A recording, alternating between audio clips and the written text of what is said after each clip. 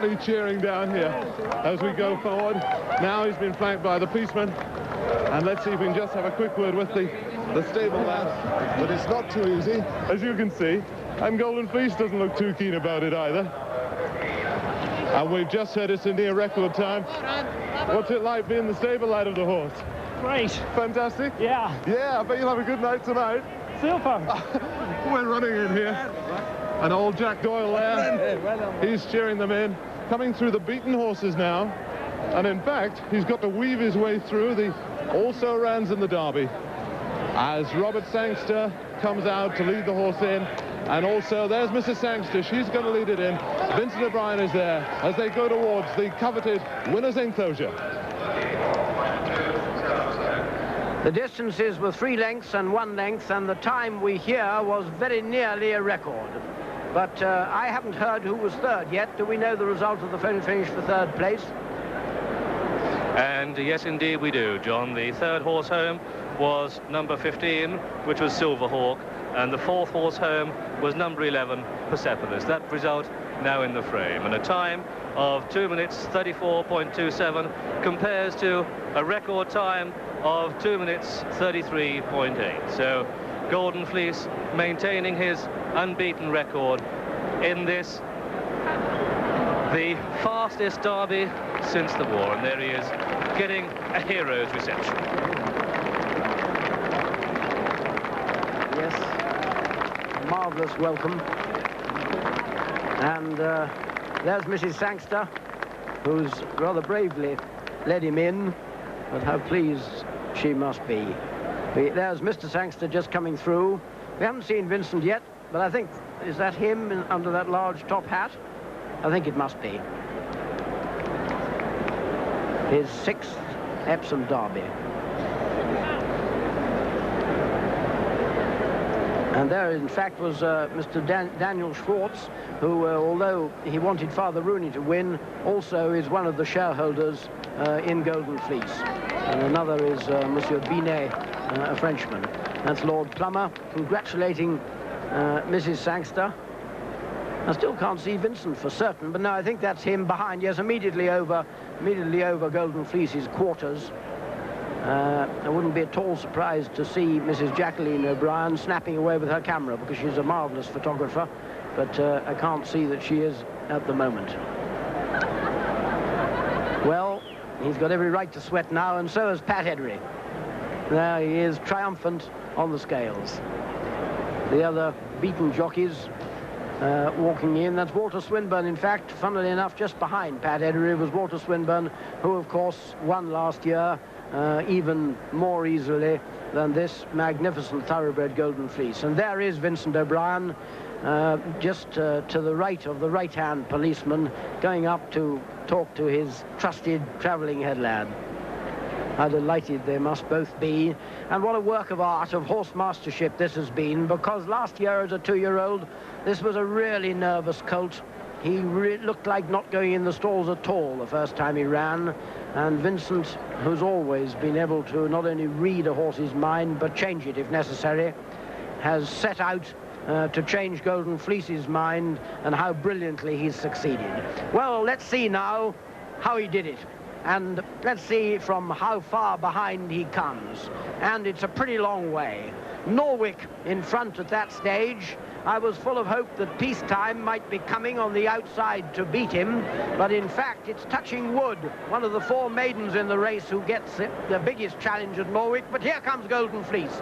He sweeps past Peacetime. No wonder Pat Eddery was absolutely breathless with excitement at the acceleration this horse showed, because he's passed 6 horses in, well, maybe a furlong and a half.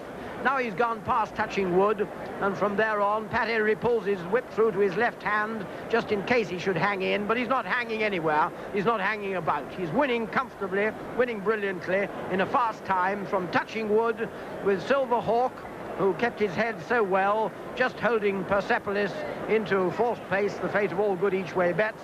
And back now to Brough and Leicester. But he proved himself a pretty good horse today, Golden Fleece. Yeah, he must be terrific looking at him. You know, he came there so easy.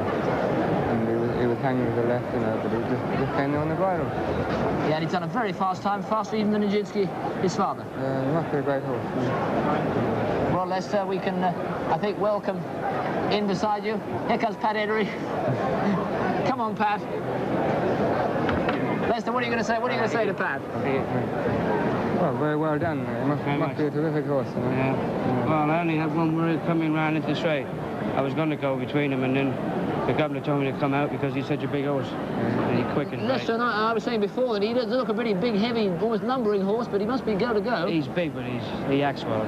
He just hung a little bit towards the end, you know. We can look at the replay now, Pat, and you'll see when we'll see yourself turning in there. This is when you said you were looking for a position. Yeah, and I came on the outside just now. You see the noseband. And then I sort of made the ground up very quick without asking him. Really? I mean, you knew you could pick them. You felt you could pick them up. And then I've got there sort of a little bit soon, and I've had to go, so I kicked. And Lester, when we came here, you were thinking, it looks a horse that looks like he's going to hang in a bit. Yeah, he was going so easy, it didn't matter. And he just shot past him there, didn't he? He quickened up real good. And the great thing is he stayed well. We were just a little bit worried because he was so good over a mile and a quarter if he'd get the trip. But he really ran on well. Well, he run home at 3 lengths. And we can look at it as he come up to the line, Pat. You see you're already roasting home there. But we can look at it head on now and see you doing that way. And I think one will see the problems of camber that way around. We look at it the other way. Here we are on the outside. Obviously the slope goes down to the rail. Was he going in? Well, you know, he's a big horse, and when he got to the front, you know, he just went left a little bit, and with the track going that way, he's gone slightly to the left, but I had my stick there, my left hand, and I just tried to keep him straight. We look back, we see Persepolis, Lester. He seemed to be in an almost impossible position. Well, it was a good way back. Two from home, you know. You'd have thought that in my horse in the straight. But he made it up. But he's never going to catch Golden Fleece. Lester, I must ask you a sad question. You won on the minstrel of these colours. What do you feel like when those colours went past the post? Well, you know, it's good luck to Pat, you know. And I think he's a very good horse. What I've seen him today. Pat, you once said that Leonardo da Vinci or something was the best horse you've ever ridden, but you live to regret saying that. But how does this horse compare with the others you've ridden? Well, he's every bit as good. You know, he won really easy. He was going away, so he's got to be a hell of a good horse. And of course, you were a dad last week as well. Yeah. Well, congratulations to you. Thank you very much. You, Lester, for your contributions. And here's the SP to the Derby. Thank you. First, number 5, Golden Fleece, the 3-to-1 favourite. Second, number 19, Touching Wood at 40-to-1. And third, number 15, Silver Hawk, 14-to-1. 18 ran.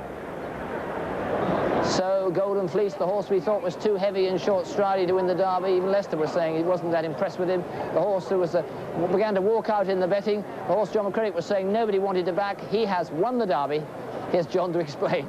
It was just what bookmakers were saying before the race, Bruff, that people weren't wanting to back it, and they brought the problem on themselves. In fact, it was the biggest loser in most of their books, and it's 3-to-1 entirely because they kept on pushing it out. That horse could have been returned at 2-to-1, and the people that benefit are our viewers, of course. Anybody who's backed Golden Fleece must be delighted with the 3-to-1 starting price. Incidentally, he's the 75th winning favourite in 203 derbies, and is a fantastic fact to remember that 16 of the last 20 derby winners have started first or second favourite.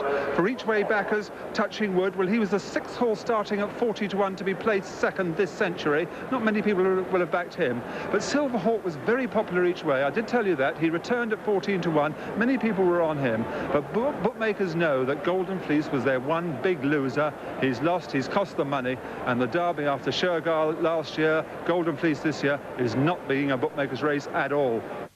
Well, that was the running of the 203rd Derby from Epsom, and a couple of interesting highlights I noticed there. That Robert Sangster was his usual happy, smiling self. You'd have thought he'd have just lost the pools instead of having won the Derby. And I do hope Susan doesn't go dancing on a table in a restaurant tonight. She's liable to go right through it. We'll be back in a moment.